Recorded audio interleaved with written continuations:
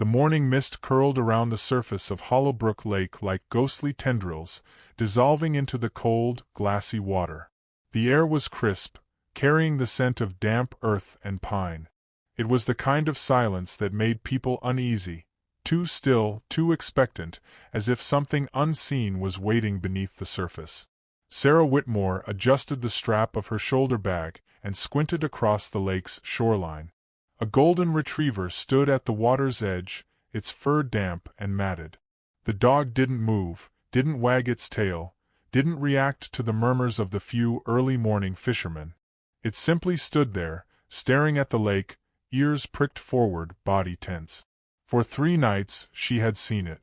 Always at the same spot. Always watching the water. A low whimper carried across the distance, almost lost beneath the hush of the wind. The dog took a step forward, paws sinking into the wet sand. Then another. "Hey!" Sarah called out. She took a cautious step toward it, though the unease curling in her stomach made her hesitate. The dog's head snapped toward her, its eyes dark and pleading. It let out a sharp bark, just once, before turning back to the lake, its body trembling. One of the fishermen nearby, an older man named Roger, shook his head. "That mutt's been at it for days now," he muttered, reeling in his line. "Won't leave, won't eat.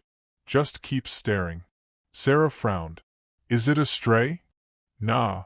Roger jerked his chin toward the opposite side of the lake, where a thin trail led into the woods. "Belonged to that fella, Mark Deacon. But he's been missing since Tuesday." The cold settled deeper into Sarah's bones. Mark. The quiet man who lived just beyond the tree line, in that little cabin with the rusted mailbox. She barely knew him, had only exchanged brief nods at the market, but she had always noticed the dog by his side. "When was the last time anyone saw him?" she asked. "Monday night. Some kids saw his boat out on the water real late." Roger scratched at his chin. "Sheriff thinks he might have had an accident. Drowned." Sarah turned back to the retriever. It let out another soft whine, shifting restlessly on its paws. She crouched down, reaching out her hand, though she knew better than to touch a distressed animal. "You're waiting for him, aren't you?" she whispered. The dog let out a sharp, choked sound, almost a cry, then lunged forward into the lake. The splash sent a ripple across the surface, and for a moment, Sarah could only watch in stunned silence as the dog swam out a few yards, then circled back, paddling furiously. It barked again, more urgent this time, as if begging someone, anyone, to understand. A deep, unsettled dread pooled in her chest. Something was in that water. By noon, the sheriff had arrived. Tom Gallagher was a man of broad shoulders and a steady presence, but even he looked uncertain as he stood at the water's edge, arms crossed. He had seen enough in his 20 years of service to know when something didn't sit right. "I don't see the point in dredging the lake," he said, shaking his head. "Not yet, at least. We got no evidence." Mark went in. Sarah tightened her grip on the retriever's damp fur. It had refused to leave her side since she pulled it from the lake, its frantic barks now reduced to whimpers. "He's out there," she insisted. "Or something is." Tom exhaled sharply. "Sarah." "Sheriff." Roger's voice cut through the conversation. The old fisherman stood at the edge of the dock, his face paler than before. He pointed a trembling finger toward the lake. "Look." The water was calm. Too calm. But just beneath the surface, something shifted. It was subtle, barely a disturbance, but Sarah saw it.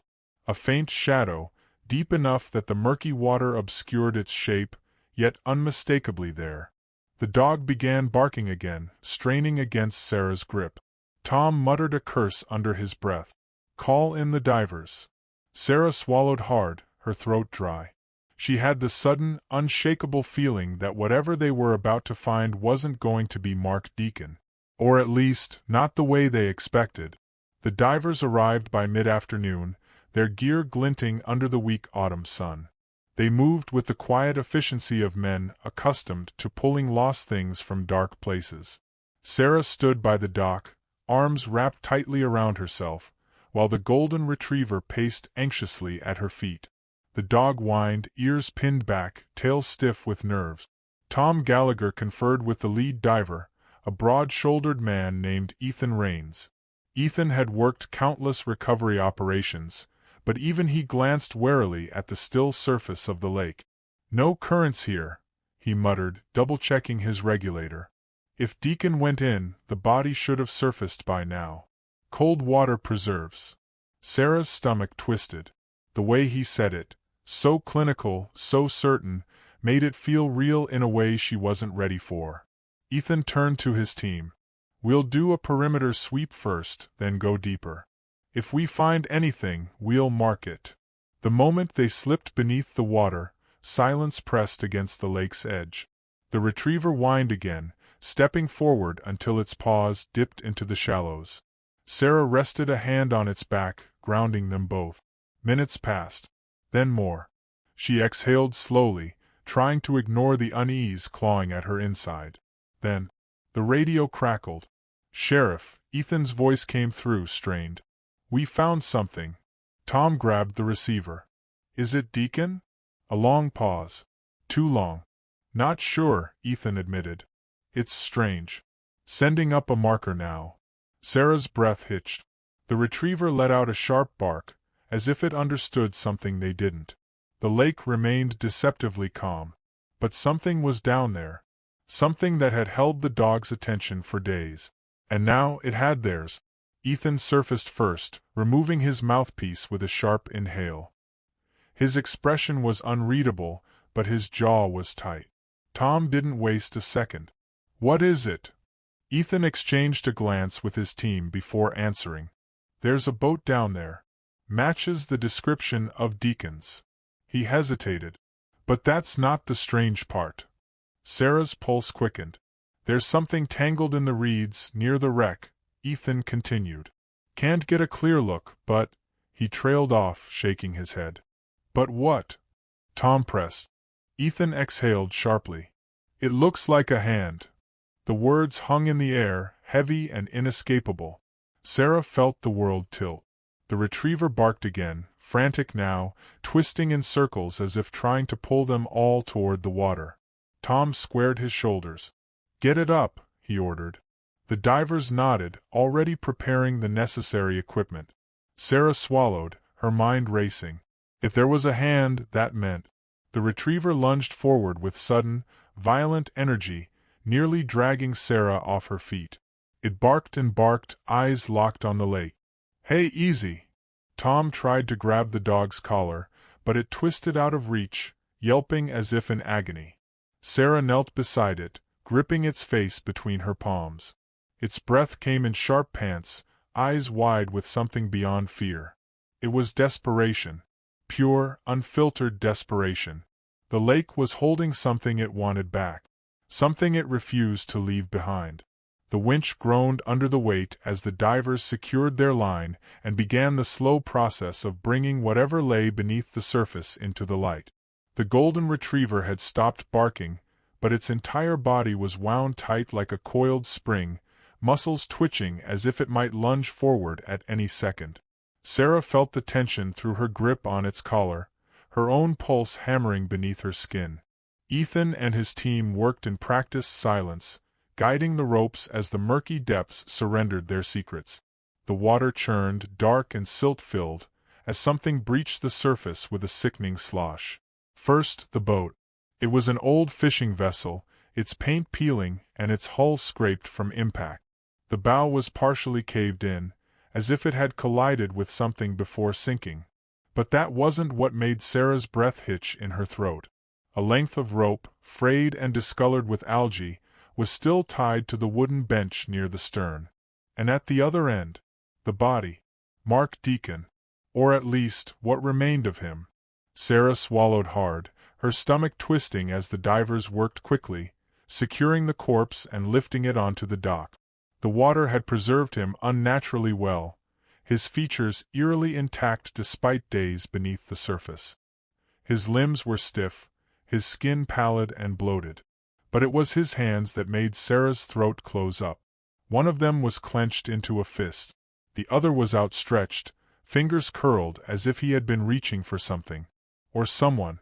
Tom crouched beside the body, face unreadable. Damn, he muttered. He exhaled through his nose, then turned to Ethan. How deep was he? Ethan shook his head. Deeper than he should have been. Almost like he was pulled down. The retriever whined beside Sarah, pressing its face against her leg. Pulled down. Sarah shivered. Tom rubbed a hand over his face. Could be an accident. He could have tied himself off to keep the boat from drifting while he fished. If he fell overboard. No, Ethan interrupted, voice low. Sheriff, you need to see this. One of the divers handed him something wrapped in a waterproof evidence bag. He passed it to Tom, who turned it over in his hands. A notebook. Sarah leaned in, barely able to make out the faint, waterlogged writing inside. Most of the ink had bled away, but some words still stood out, stark against the ruined paper. Not alone. Something in the water. Watching me. The retriever let out a low, uneasy growl. Tom stiffened. What the hell does that mean? Ethan hesitated. We found it tied to his belt, like he wanted someone to read it. The golden retriever suddenly lurched forward, breaking free of Sarah's grip. It sprinted toward the edge of the dock, barking frantically, hackles raised. And then, the water moved. Not a ripple. Not a current. Something moved. Sarah's breath hitched. Ethan saw it too. Did you see? The lake exploded. A dark shape erupted from beneath the surface, something massive and writhing, something that shouldn't exist in a place like this. The dock bucked under the force, sending people stumbling backward. The retriever barked wildly, backing up but refusing to run. Sarah caught a glimpse of slick, inky flesh before it vanished again, swallowed by the lake as quickly as it had appeared. Silence followed. A terrible, ringing silence. No one moved. No one spoke. Then, softly, Sarah whispered the words she had been afraid to say aloud. There's something down there. The lake settled into an eerie stillness, as if whatever had broken the surface had never been there at all. But it had been. Everyone had seen it. Tom's hand went instinctively to his holster, though he knew a gun wouldn't help against something lurking beneath the water. Ethan took a slow step back, his breathing controlled but sharp. The other divers remained frozen, exchanging looks that wavered between fear and disbelief. Sarah, however, couldn't look away.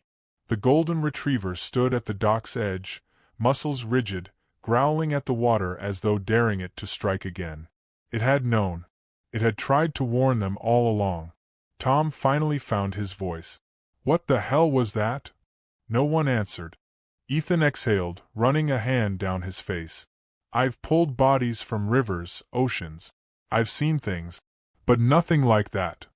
Sarah knelt beside the dog, pressing a hand to its back to steady herself. Her fingers trembled. Deacon knew, she murmured, staring at the lake's dark surface. He wrote about it in his notebook. He knew something was watching him. Tom glanced at the ruined pages again, rereading the words with fresh horror. Not alone. Something in the water. The retriever whined suddenly, ears flicking back. Sarah barely had time to register the shift before the dog lunged forward, straight into the lake. Wait! A splash. The dog disappeared. Sarah's scream caught in her throat as she scrambled to the edge, heart pounding so violently it made her vision blur. The golden fur was already sinking, vanishing into the deep. No, no, no. Without thinking, she kicked off her shoes and dove in. The world beneath the surface was a murky, suffocating void. The cold burned her skin, seeping into her bones as she reached blindly for the dog. Nothing. Then, a flash of movement. The retriever was tangled in something just below her, legs kicking frantically against the weeds wrapping around its body. It wasn't weeds. It wasn't rope. It was gripping the dog. Something long, something wrong. Sarah kicked hard, adrenaline surging as she grabbed the retriever's collar and pulled. The thing holding it tightened, resisting, dragging them both down. No, no. With one final, desperate yank, Sarah broke free. She kicked toward the surface with everything she had, lungs burning, the retriever's body limp in her arms. The second they broke the surface, hands were on her. Tom, Ethan, someone else, hauling her onto the dock. The dog sputtered, coughing up water, but it was alive. Sarah collapsed beside it, gasping. The dock swayed under her, but she didn't care. She looked up at Tom, whose face was pale beneath his tanned skin. "There's something down there," she choked out, shaking. "It tried to take him." Tom swallowed hard, his gaze flicking toward the lake. The surface was calm again. Too calm. As if it had never been disturbed. As if it were waiting. Ethan clenched his jaw. "We need to drain this lake," he muttered. Tom didn't argue. The golden retriever let out a weak, grateful whimper, pressing its damp head against Sarah's chest. She wrapped her arms around it, still trembling. Whatever lurked beneath that water, it had already taken one life. It wouldn't take another.